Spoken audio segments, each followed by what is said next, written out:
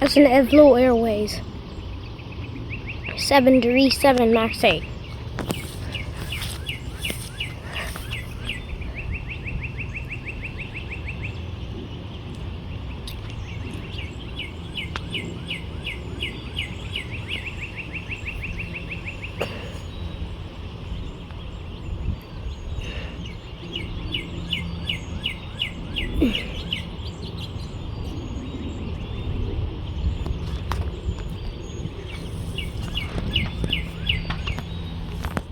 Well, guys, see you later.